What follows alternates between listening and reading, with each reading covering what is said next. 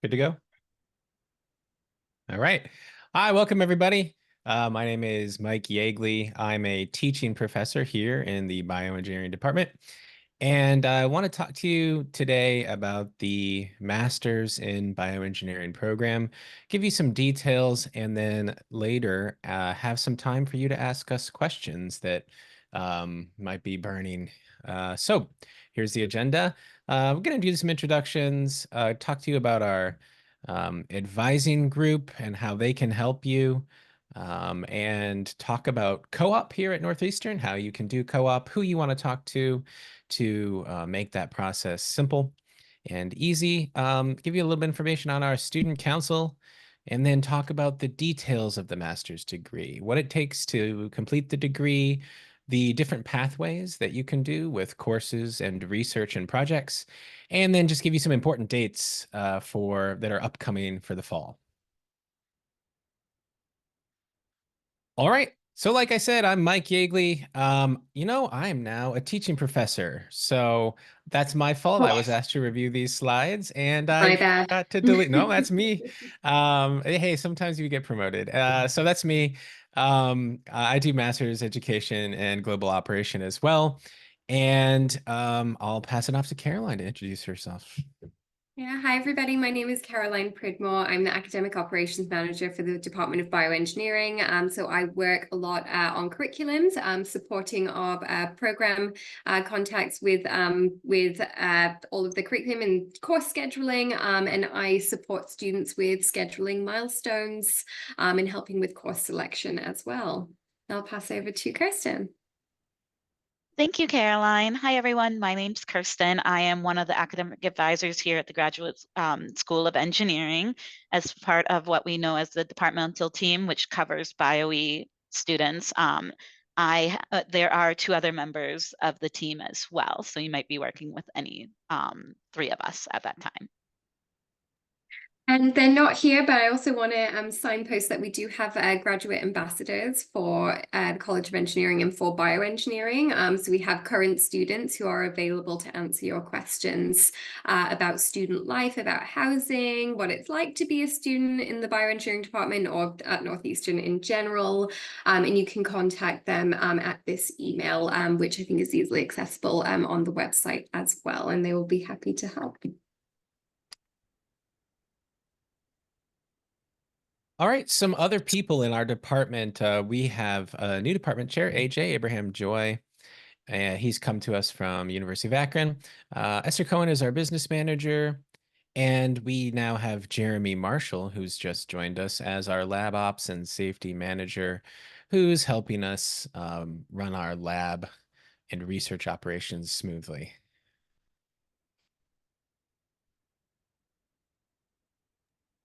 Hi. So again, my name's Kirsten Vilas, and I said I'm one of the three members of the departmental team. I'm joined with a fellow academic advisor, Jacob Cherry, and our assistant director, Laura Eberly. So we just kind of wanted to go over what is the best way to communicate with us and what the difference is between your various points of contact while you're here at the GSC. So the best way to reach us, hands down, is through our email, which is coe-bioe-gradadvising@northeastern.edu. That email will go to all three members of our team. This way, in case anyone is out, another team member will be able to assist without delay. It is important to remember to include both your NUID and as much information as possible in that email so we can help you. So the three type of points of contact you're going to have is myself, which is a graduate student services academic advisor, your department faculty program advisor, which is Professor Michael Yeagley, and Caroline Pridmore would be under that as too. And as well, if you're an international student, you'll have the Office of Global Services advisor as well. So for academic advisors like myself, what we can do is we can help you with any kind of registration errors that you might have when you are trying to register for a course. Issues with your degree audit, which is a very helpful tool in figuring out what courses you have to take for your program. Academic probation and academic standing concerns, if you happen to fall into that or have a concern that you might fall into that, we're here to help with that. General questions about the various forms we have, such as registration errors, our petition form, and other OGS type forms. And general questions, really. We don't know the answer, we'll gladly help point you in the right direction for that. Another major point of contact for you, as I talked about, is your faculty program advisor, which would be Professor Yeagley or Caroline Pridmore. They can help you with any specific questions about course content, assignments, and grading you might have. I tell all my students I can talk your ear off about international higher education. That's what my doctorate's in. That's what my research was in, all of that. But I'm not an engineer. So the Professor Yeagley and is, an expert in the field and would be able to help guide you in that way. You would need Professor Yeagley's signatures on the forms as a program contact, such as our standard petition forms and our registration override request forms. Also help you with questions about independent study and more concrete information about enrolling in a master's thesis or project course, or if you're in PhD, your dissertation. And as I mentioned, advice on course selection for a particular career path or area of interest. And lastly, if you're an international student, your OGS, Office of Global Services advisor, will help you with any questions you have about the F1 visa compliance while you're here, specific concerns about securing OPT, pre-OPT, and CPT. Us as advisors can help you out with that, but OGS handles the immigration aspect of that, and taking a leave of absence if you do need to as well. Yeah. Great, thank you, Kirsten. So basically, there are lots of officers to help you with anything that you need. And really, when it comes to, your academic advisor of the department, if you contact one of us, we will connect you with the right person. If you've not come to the right place, the most important thing is that you reach out. And as Kirsten says, provide plenty of detail with what you're looking for. So some other key places you might need to go is the Global Student Success Office if you are international. And then we also have a career design and employer engagement office for kind of next steps after your degree who can help you. But as I said, lots of support available for you.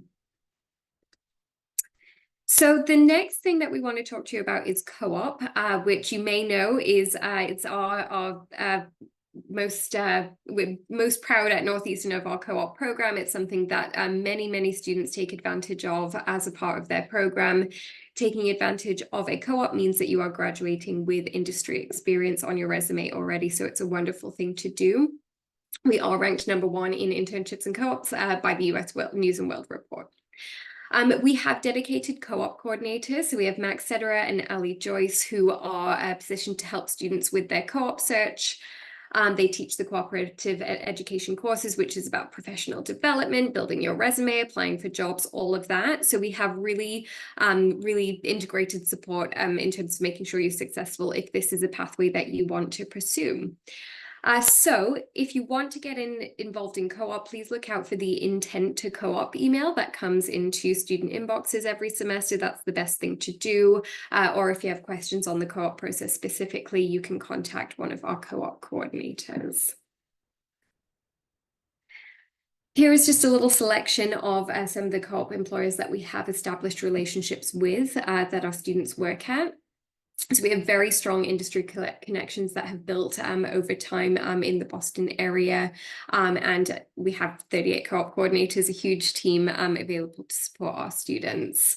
And something kind of anecdotally is a lot of our students do also get future employment in the companies that they do their co-ops with. So this is something that it gets a really great foot in the door and helps you to make a great impression in industry while you're on your program.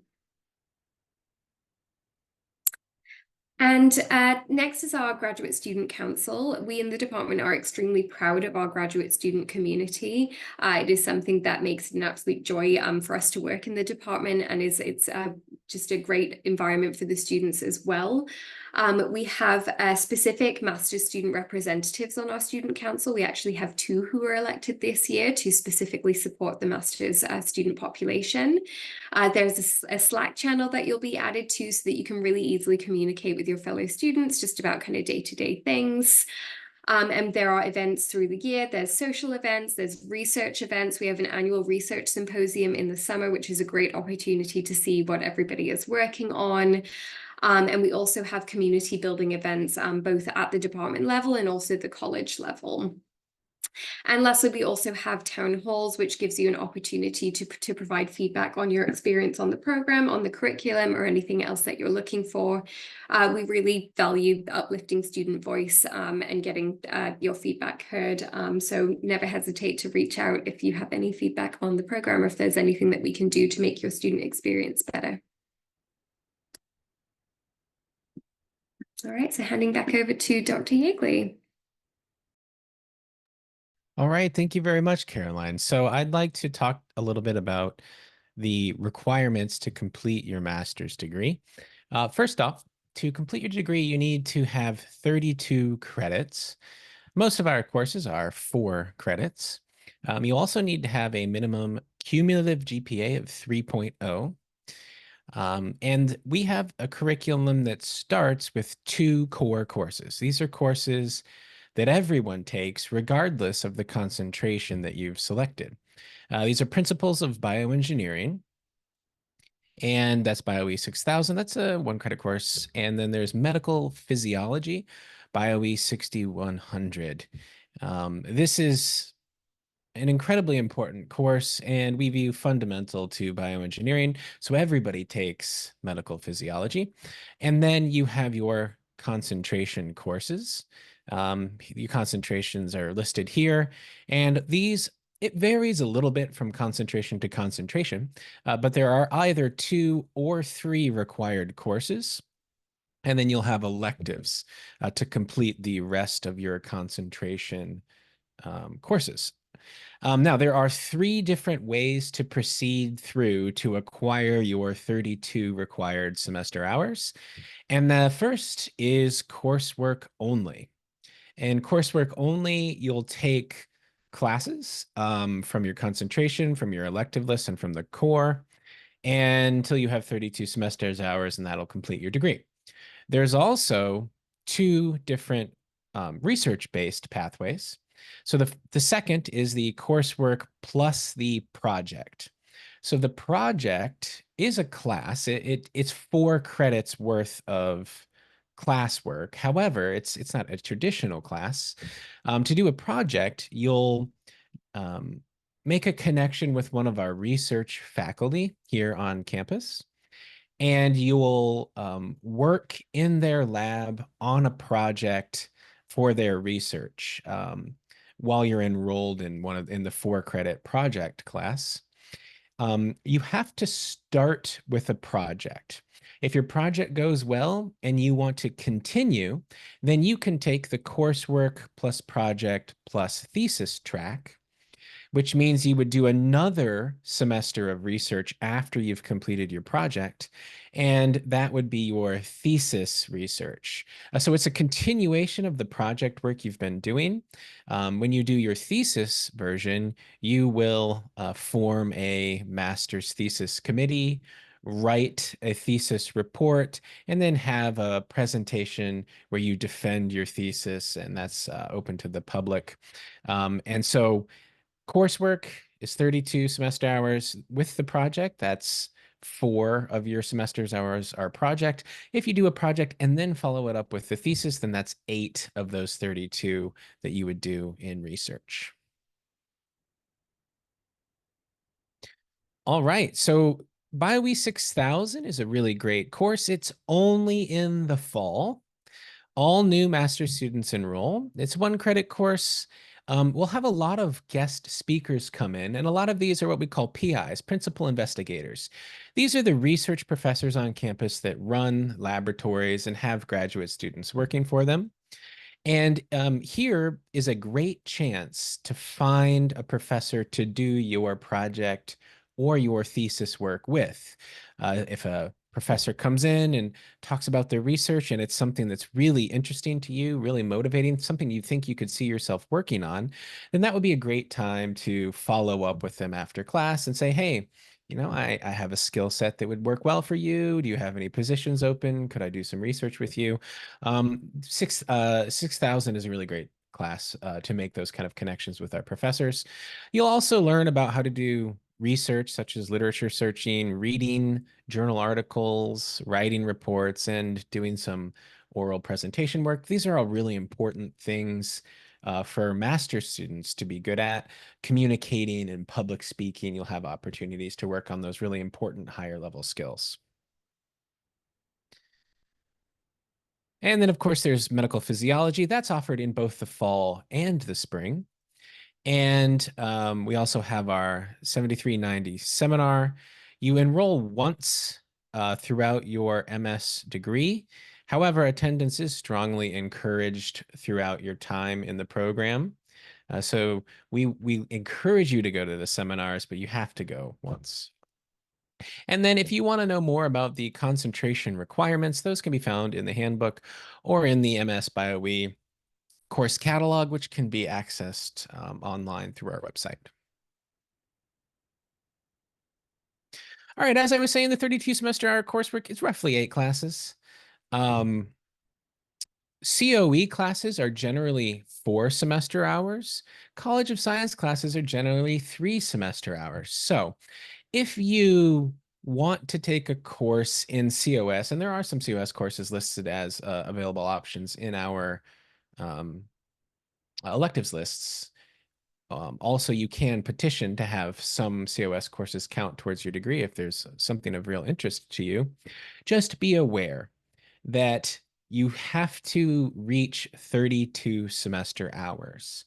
And if you were planning to do that with all of our 4-credit courses and you throw a 3-credit course in, there is the possibility you might fall one short when it comes to your credits. And so I just want you to be aware whenever you're planning out your degree, just be aware that some classes are 3 credits. It's fine to take them, but you do have to hit 32 semester hours in total. Again, you have 2 or 3 required concentration core courses, and then the remaining courses come from the electives list. And the course catalog will help you see those elective courses so that you can pick courses that are of interest to you and that'll help you on your co-op and in your career. If you see a class you really like that's not on the list, you can always petition via a simple online form to have that course counted towards your degree, as long as you provide some reasonable justification. We're pretty flexible with this. We want you to take good classes that are going to support your career. All right. And again, just another overview of the project and thesis. Remember, you have to start, regardless if you're going to do a thesis or not, you have to start with a project. And then you can convert that into a thesis, although you don't have to. So find a project advisor and fill out your project form. This is on Canvas or from your academic advisor in the department. Uh, your advisor must be a BioE core or affiliated faculty. If you go onto our website and look for the People tab, you can select the people that work here, and you can select research faculty, or you can select affiliated faculty. Any of the people listed there are appropriate advisors for your thesis. You'll meet some of them in your Principles of Bioengineering course, or perhaps just through personal interactions, an email, meeting someone in the hallway, however you go about it. It's on you a little bit to make the project research happen. So again, this class is $79.45. It's 4 credits. You don't actually go to a class. You go to the lab and do research. You write a report and then you submit that report to your advisor and obtain their approval. Your advisor will work with you to detail exactly what they expect you to do in the lab. Every single project is different because all of the research each professor is doing is a little bit different. Then you can, of course, convert it to a thesis. If you do that, you generally continue with the advisor you had for your project. Your first semester is the project, then your second semester is the thesis. They have to go one and then the other. They're not concurrent. You form a committee during that semester that you're doing your thesis. You write your thesis, you submit it to your research advisor, and then you defend it and submit it to the university. So the thesis is just a lot more research and it's at a little bit of a higher level. And the end result is a very comprehensive thesis document that you can be really proud of when you finish that. It's quite an achievement to write a thesis like that.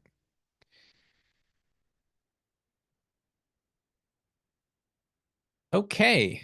Fall registration guidance. You absolutely need to register for BioE 6000 because it is only offered in the fall.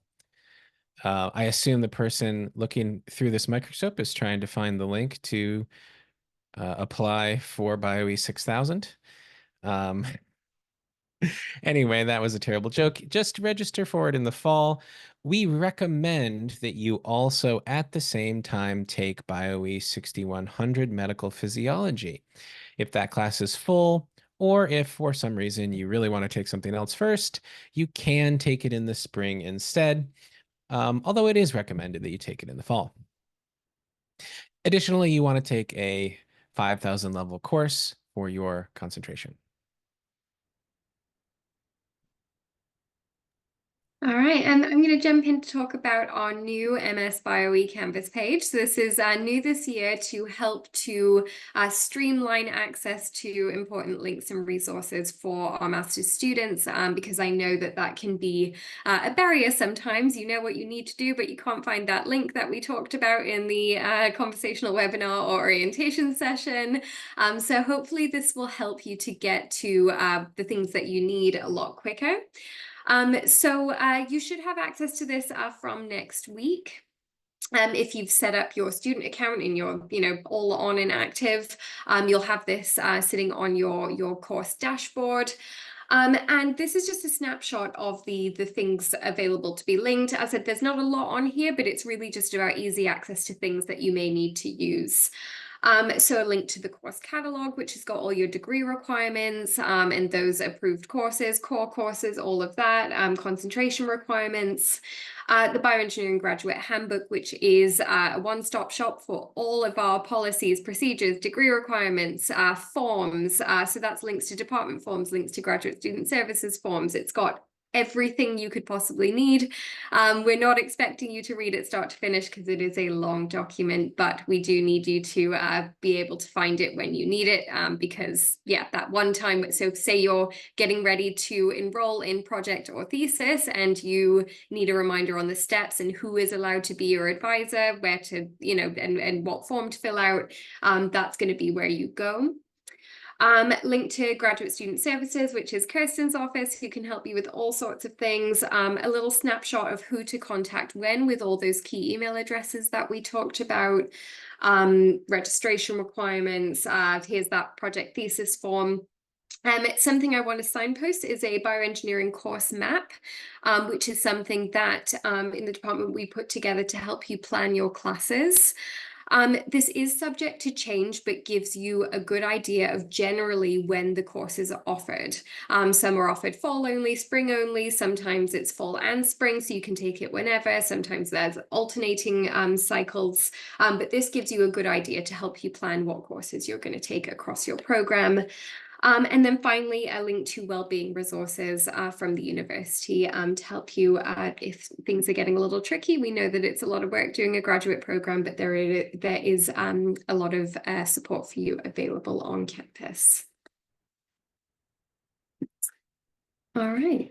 So this is just a little snapshot from our alumni of things that they enjoyed on the master's program that you can look forward to, flexibility on the program, approachable departmental staff and students, the curriculum in preparation for research, and the seminars helping you to really develop your professional development in the area of bioengineering.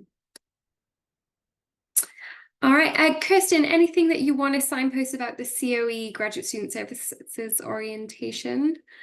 Sure. So one thing I do want to kind of touch base upon really quickly before we talk about our in-person on August 27th is for those of you that have not yet registered for your courses and might need a little bit more information. We are hosting a registration information session tomorrow, actually, Wednesday, July 24th from 10 a.m. to noon. You should have gotten an email about that, but we'll go over exactly how to register for courses. We'll go over the course registration guidance again. You'll have breakout sessions with myself and my colleagues to ask any questions. We'll go over the degree audit and a lot of helpful stuff about registration. So if you want more in detail, more than welcome to attend that. And we will have another one as well on August 12th. So continue to check your Northeastern email for that, and feel free to email us if you have any questions. But our biggest one is that we have up here, which Caroline mentioned, is our in-person welcome event, which will be August 27th from 12 noon to 2 p.m. Eastern Standard Time in the Blackman Auditorium. And this will be a great opportunity to meet all of the advising team, as well as we'll have presentations from various service departments throughout the university, such as student financial services, student employment, among others, which will be a great time for you to make those connections and be able to ask questions and get more information on these other services. It is not mandatory. We've had a lot of students email us and ask about that, especially the international student population. But there is an option. It will be recorded and available at a later date. There is a chance it might be live streamed as well. As soon as we have that confirmed and any information on that, you'll receive an email with that information. But we really hope to see you. It's a great chance to meet everybody, and a great start to the term. Thank you, Kirsten. And we'll be holding our departmental orientation the morning of September 3rd, which we'll be going over a lot of this information again, but also giving you a lot more concrete information as you get ready to start your program the next day, because the first day of the semester is September 4th. And we'll be providing some light breakfast snacks and coffee to incentivize you to come and spend the morning with us. For any students who have not been able to make it to Boston by September 3rd, we will be running a Zoom for you. And here's just a quick snapshot of those links we talked about, which you will have access to. They do exist in multiple places so that you can find them, including that Canvas page, which you'll have access to. This new student information page was shared with you by the Graduate Student Services team, and it has all your registration guidance, housing information, billing information, everything you need to get started. So I would say at this point, that is the best place to go. But if you want to get ahead and read through some key parts of the graduate handbook, you're more than welcome to do that as well. We do have a lot of social media presence, so you can keep up with all the happenings in the department. So please give us a follow if you haven't already. And at this time, we'll open out to Q&A.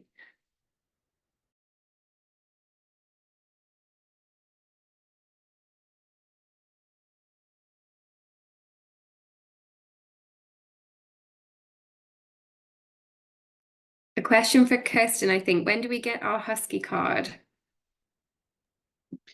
Yeah, so we recommend that you get your Husky card when you arrive. And sorry, I'm just making sure as Caroline mentioned in the new student information page, I don't have access to the chat, so I can't put the link in there.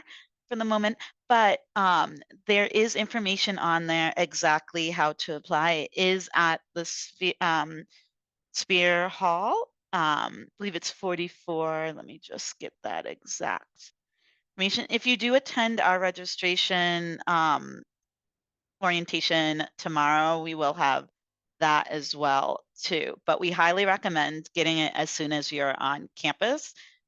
If you're local, you can do it now because it allows you to you can put Husky Bucks on it, which is like basically use it as a debit card. It'll gain you access to the library, other events. It's your official ID of the university, so it's very important to get it. So reason why I suggest getting it earlier is to kind of avoid the rush of all the new students coming in. Yeah. Just a reminder on registration guidance as a question came in. Let me go back to that slide. So your registration requirements is 8 semester hours for full-time enrollment. So you should take 2 classes, which are 4 semester hours each. And then you should also enroll in BioE 6000, which is 1 semester hours. So for your first semester, most master's students in bioengineering are enrolled in 9 semester hours because of that 1 credit class, which is for new master's students. But 8 is your minimum per semester. I can take the co-op question, Caroline, if you want. Great. So if you are interested in taking part in a co-op, we do highly recommend that you enroll in the ENCP 6000 course your first semester, because that will give you time to do a co-op search and meet all the other deadlines for that. If you go to the co-op website, you will be able to, they have a really great bookmark on how each part of the process. So register, because you will not be able to do co-op without taking it. So either your first or second term for that.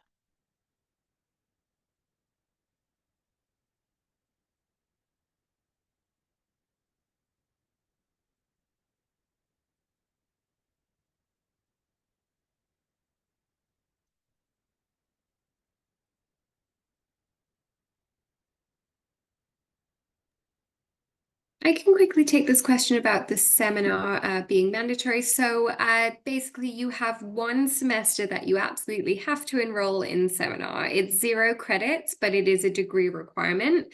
So you can enroll in, say, your first fall or your first spring. But basically the rest of the time, we encourage you to attend the seminars. The calendar invite and advertisements will go out every week throughout the time that you're there.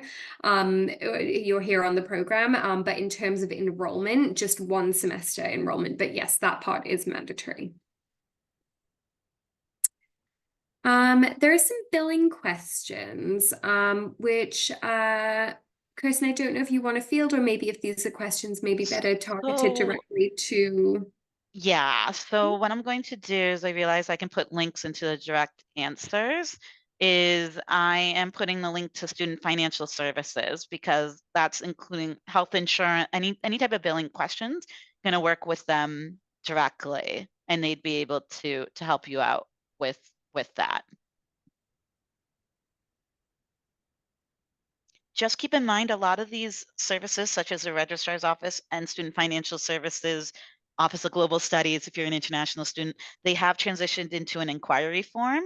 So you will have to fill out a form with your question. It's not by email, but through the form. And it might take a day or 2 for them, depending on the load of the amount of questions they're getting for a response. So to answer your question about co-op, so you actually cannot take any classes while on co-op without special permission. That was going on co-op is actually considered full-time enrollment in a way. That includes for international students as well. You do not have to worry about that maintaining full-time status.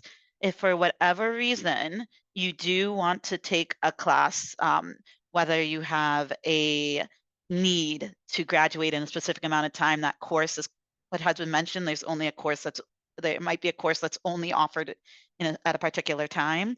You can petition with your co-op advisors and see if they are willing to make an exception. But generally speaking, when you're on co-op, you're expected to put all your focus into your co-op and not take any courses. We've had a couple of questions about timing for the project and thesis. Mike, do you want to speak a little bit to when people should plan to do their project and/or thesis? Yeah, you absolutely can take the project class in your very first semester if you have that set up already. That's not the normal way to do it, but is completely fine. If you're raring to go on your thesis work, then that's great. Usually the project is started perhaps in your second or third semester, which would allow you to do your thesis in your final semester. Um, but if you want to do a thesis, just be aware that you can't start your project in your final semester because then you wouldn't have time to convert it into a thesis. So as long as you start your project in a semester that you'll have one more after it to complete your thesis, then you're good. If you just want to do a project, you can do that up to your final semester. And so, we really love to see students doing research. So there's no limitations on what semester you have to do it in. If you want to do it right away, more power to you, go for it. And just to add to that, a reminder that there is a form that you and your project and/or thesis advisor needs to fill out before you get started. So it needs to be done before you begin. So if you are in discussions with someone now for the first semester, you should be prioritizing getting that form filled out. In terms of sections for you to enroll in, these are done on a by request basis. So we need that form to approve your project before we can get you enrolled. Yes, and I guess I also see one here. What if I've already registered for 10 credits? Will I still be able to do a project in my first semester? Uh, Via a petition, you can take more than 10 credits. You could take 14 credits in a semester. That's a hell of a lot of work to do, and I don't personally recommend it. But if you are dead set against it, I mean, dead set to do this, and you think you can handle it, and it's going to be good for your, progression through your degree, then we would approve that via petition. So yes, you can add a project when you have already registered for 10 credits. That will affect your bill because you are billed by the credit hour, and that would add 4 credits to it. But yes, we can make that happen with some form approvals. And I'm going to answer this question about people who are part-time and how to navigate completing the program. Every year we do have increasing numbers of part-time students who are completing their master's degree. So we do have some evening classes. And we also do have some asynchronous online classes. So if it's an evening class, there's no special permission that you need to enroll in that. I definitely encourage you to do that. For the asynchronous online classes, those do need approval because we do just need to confirm that you are indeed a part-time student to allow you into the class. So you can look out for a V35 designation on the course. So if you see a set of courses, that one section is called a V30 and one is a V35. The V35 is the online asynchronous section. You'll see it'll have a smaller number of seats available. And to enroll in that, you need a registration override form where you list the instructor of the course, you list Mike Yeagley as your program contact so that he can review your request to enroll. But basically just with filling that out, if you are a part-time student, please make sure that you make that very clear on the form that you work full-time so we can get you enrolled. But we have had several students complete their master's degree successfully part-time. And you can also reach out if you need any specific guidance. And I believe I did see a question about not being able to register for ENCP. Correct me if I'm wrong, you have to have completed 8 semester hours to register for that class. Is that correct? No, they can register for it for Oh, okay. your first term. However, I just answering another question. There are very specific sections for each specific program. So you might receive an error message registering for one. So it might not be for the BioE students because each section is geared uniquely to the needs of that professional needs of that program. So please check the course registration guidance. There is a section under the ENCP there, which will list exactly which one to take for BioE. If for whatever reason the course is full or you're having issues with that and want to see if you can take another section, you can reach out to your co-op advisor and see if they have another section which might be able to allow you to take part in that.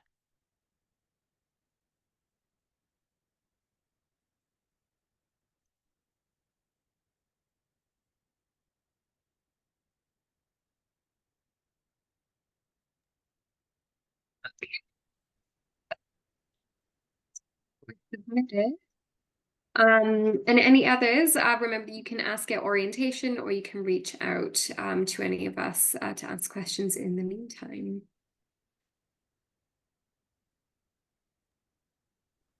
Thanks for all the good questions, everyone. I learned a couple things.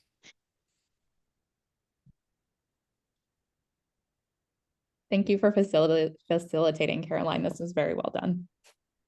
Thank you. And thank you everyone for attending. I hope we were able to help answer some of your questions and we look forward to seeing you in September.